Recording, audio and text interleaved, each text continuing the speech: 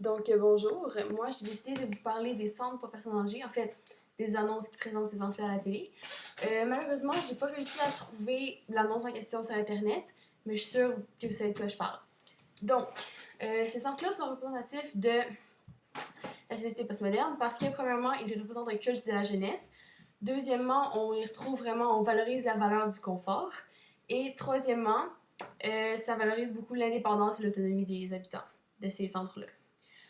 Donc, premièrement, on y retrouve un culte de la jeunesse. Donc, dans les annonces, les acteurs qui font les personnes âgées sont vraiment pas si âgés que ça pour donner l'impression que vous allez retrouver votre jeunesse en habitant dans ces centres comme par miracle, vous allez vous sentir plus jeune, fringant.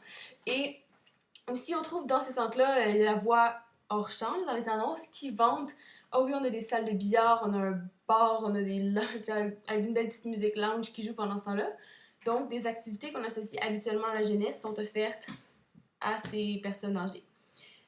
Aussi, ce qu'on peut retrouver, donc, c'est la valeur du confort dans ces annonces-là. Donc, toutes ces activités sont incluses sous le même toit pour éviter que les personnes aient à sortir dehors et affronter les rigueurs du climat. Et, par exemple, on retrouve même des sorties de métro directement dans les résidences, souvent. Ou, par exemple, la coiffeuse, manucure, les soins infirmiers, évidemment, dans la même bâtisse. Comme ça, on n'a pas besoin de sortir dehors, on peut rester dans son petit confort chez soi. Troisièmement, donc, ça vante beaucoup les valeurs d'autonomie et d'indépendance.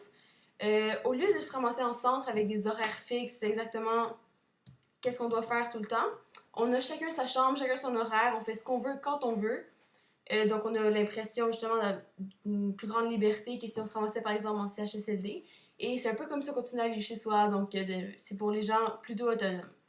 Donc, en conclusion, par la valorisation de la jeunesse, l'importance qu'elle s'accorde au confort et l'autonomie et l'indépendance qu'elle procure, les résidences aux personnes âgées, en fait, les annonces qui les vendent, sont les représentations de la société postmoderne.